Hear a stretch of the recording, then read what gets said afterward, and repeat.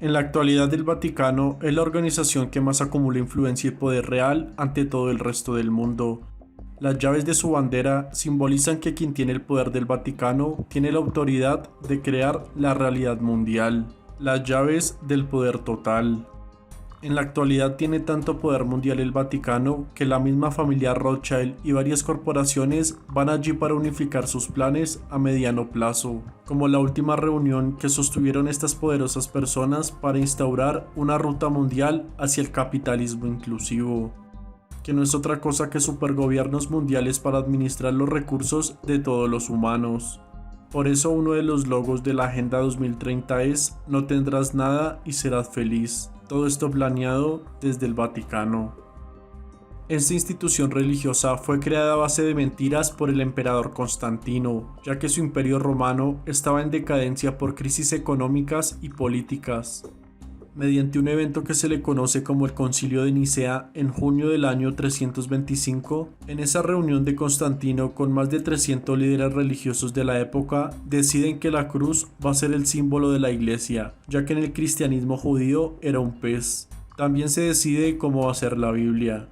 Se define que la doctrina de la iglesia será a partir de la figura de Jesús y del Dios judío, mezclando elementos paganos y cristianos, y rompiendo definitivamente con las fuentes judías de las cuales procedía el cristianismo original.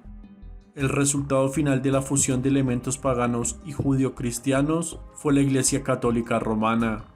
Todo esto Constantino lo hizo para unificar el imperio romano y obtener el poder político y religioso de la época.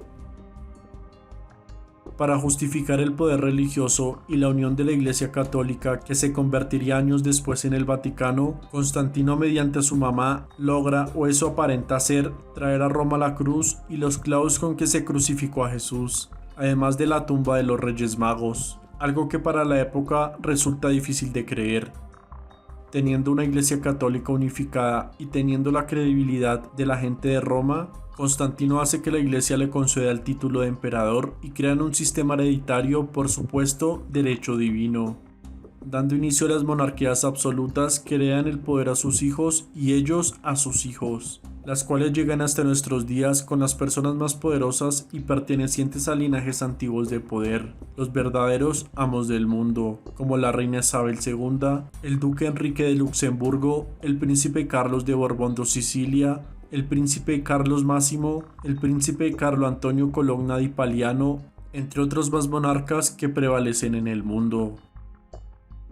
El Vaticano fue fundado con la hipótesis de que los restos de Pedro, un apóstol de Jesús, estaban en dicho lugar, y que Pedro fue obispo en Roma, fundando la Iglesia Católica. Pero con el pasar del tiempo, esto fue puesto en duda, ya que no habían pruebas reales de que Pedro hubiera estado allí y sus restos también. Entonces, para mantener la mentira, el Papa Pío XII en 1939 ordenó la excavación de subterráneos del Vaticano, para tratar de hallar una respuesta a la tradición que en aquel tiempo se ponía en duda que el Vaticano era la auténtica tumba del apóstol Pedro.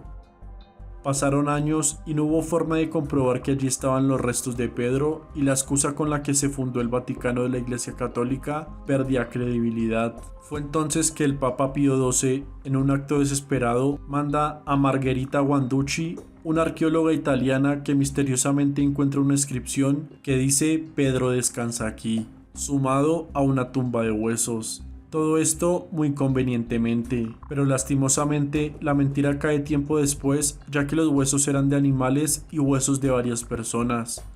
Y en 1953, dos sacerdotes encuentran un osario de huesos en Jerusalén, con la inscripción Simón Bar Ioná, el verdadero nombre de Pedro, y esta su verdadera tumba. Como vemos, mentira tras mentira, el Vaticano y la Iglesia Católica Romana se basó para acumular poder mundial y justificar su existencia. Desde su inicio, siempre quien controla el Vaticano tiene el poder mundial. El Papa es solo un emisario de los verdaderos poderosos del mundo detrás de las decisiones del Vaticano. Desde Constantino, quien controla el Vaticano, controla las decisiones del mundo. Es por ello que el Papa, mediante sus encíclicas, dictamina las agendas mundiales. La última de ellas, la encíclica Laudato Si, fue en la que se basó la ONU para hacer la Agenda 2030. El Papa fue a la ONU, presentó la encíclica y la ONU la ha impuesto en el mundo mediante a su Agenda 2030, la cual todos los países del mundo obedecen y avanzan para su finalización. Durante años, la élite actual ha buscado el poder total del mundo y han avanzado mucho en sus planes, pero ellos no siempre han tenido el poder. La élite actual le quitó el poder a los que antes lo tenían, el antiguo linaje del Vaticano. Quien controla el Vaticano controla el mundo. Es por eso que hechos históricos a través de los años no son más que disputas entre estos dos bandos por el poder mundial, el antiguo orden mundial contra el nuevo orden mundial. La clave para entender este enfrentamiento llevado por años es identificar quiénes se han disputado el poder del Vaticano. El mundo a finales del siglo XVI estaba dividido en dos poderes, la naciente élite veneciana y las poderosas por entonces monarquías europeas, las cuales estaban unidas al Vaticano. Se puede establecer una rivalidad entre estos dos bandos en el año 1508, cuando el 10 de diciembre el Vaticano por medio de la Liga de Cambrai buscaba mermar el poder de estas familias nacientes de Venecia. Los líderes del antiguo orden mundial veían cómo esta nueva élite florecía con su sistema bancario y cada vez su poder se extendía más y más. Vieron amenazado su poder mundial y fue por ello que intentaron detenerlos con estas medidas, que eran repartir las tierras de Venecia entre los aliados papales de la época. La floreciente élite veneciana, con ayuda de la banca del dinero deuda, inició el plan de quitar del camino al viejo orden mundial para crear su nuevo orden mundial. Así que dividió la unión del antiguo orden mundial y empezó por romper las uniones matrimoniales entre la antigua élite mundial. Es por eso que la élite actual tiene monarquías aún vigentes. Todos ellos se casan entre ellos mismos para cerrar su círculo de poder y perpetrarse durante años. La toma total del Vaticano por el bando del nuevo orden mundial se llevó a cabo en el Concilio Vaticano II en 1960. Donde un Vaticano ya totalmente infiltrado por masonería y jesuitas, sociedades creadas por la élite actual, se reúne para dar nuevas directrices a los obispos y cardenales del mundo. Más de 2000 obispos asistieron al cambio de mando del Vaticano. De dicha reunión salen directrices para imponer el ecumenismo, también para ascender a los jesuitas como líderes frente a la Iglesia Católica y para dar potestad a la nueva élite veneciana sobre el Banco del Vaticano, tomando absoluto control del último bastión del antiguo orden mundial.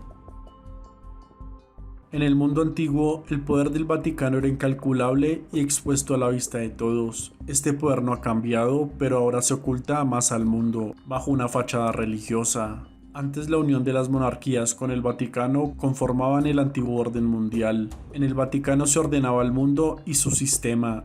Este antiguo orden mundial desde el Vaticano orquestó la Inquisición, las cruzadas y todo el ocultamiento del conocimiento de la humanidad de ese entonces. Y ahora el nuevo orden mundial y su nueva élite desde el Vaticano crea agendas mundiales como la Agenda 2030, el capitalismo inclusivo y muchas otras más. Para que estas agendas se cumplan sin oposición, crean organizaciones por encima de los países, para prohibir la autonomía y soberanía de las naciones. Organizaciones como la ONU, la Reserva Federal, el Club Bilderberg, la Trilateral, el Club de Roma, la Unión Europea y muchos otros más. También dentro del Vaticano podemos encontrar simbología extraña y esotérica que demostrarían aún más su relación con élites ocultistas. Veamos unos cuantos ejemplos.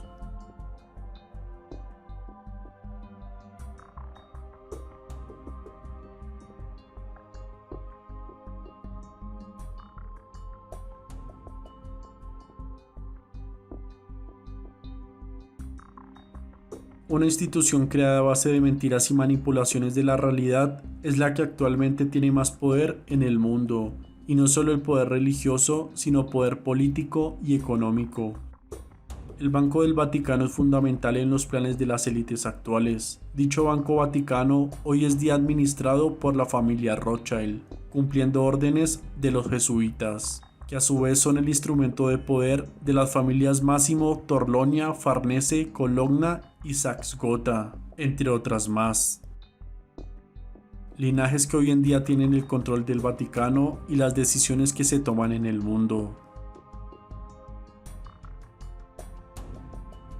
Me gustaría saber tu opinión sobre todo el poder que se reúne en una sola institución en el mundo, el Vaticano. ¿Crees que existen aún más detalles de relación ocultista que se manejan en secreto dentro de esta institución político-religiosa? Déjamelo saber en los comentarios. Si el video te ha gustado, dale me gusta y compártelo en tus redes sociales. Si no estás suscrito a mi canal, te invito a que te suscribas y disfrutes de todo mi contenido. No olvides activar la campana de notificaciones para que te enteres cuando suba nueva información. Recuerda que te he hablado del origen y te espero en mi próximo video.